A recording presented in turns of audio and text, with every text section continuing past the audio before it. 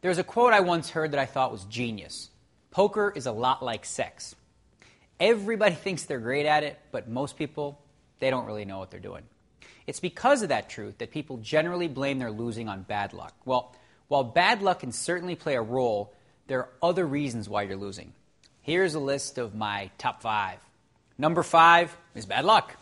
If this is the worst of your problems, then ironically, you're in luck, okay? Because poker is a game where luck does play a part in how well you do. It could be the reason why you are losing clearly.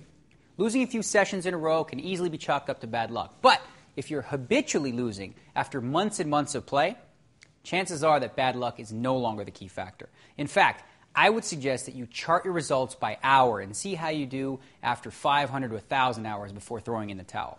On the flip side, just because you lose for 5 straight, that doesn't mean that you all of a sudden suck at poker. Okay, next, you're too predictable, possibly. This is especially true if you were once a winning player against the same opponents and you're now losing to them on a regular basis. If you have a very straightforward approach to the game, it just might be that your opponents are on to you and you might need to elevate your game and add some deceptive plays to your arsenal. For example, if your opponents have caught on to the fact that you simply never bluff, well, maybe it's time that you come out of your shell a little bit and start making some creative moves. Number 3 is playing in tough games. You could be the 5th best poker player in the world, but if you're seated at a table with the 4 players in the world that are better than you, well, you are officially the sucker, okay? Game selection is as important to your bankroll as how you play the game. Swallow your pride, put your ego in check, and simply ask yourself this tough question. Are these guys that I play with better than me? If the answer is yes, you might need to find a new game against lesser opponents. Coming in at number 2 is a lack of fundamentals. This is a very likely reason for your losing. But good news. Good news is the fundamentals are easy to teach, and by perusing PokerVT and checking out all the games that we have and other fundamental knowledge, you'll improve your game in a heartbeat. Learn how to play the game the right way by focusing on the fundamentals, and when you get that down, you can add an element of your style to the mix.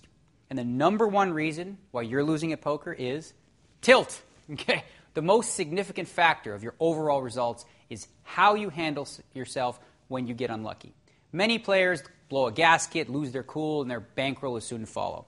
Taking a bad beat or two is inevitable. The difference between a long-term winner and a long-term loser is how it affects their play over the course of the session.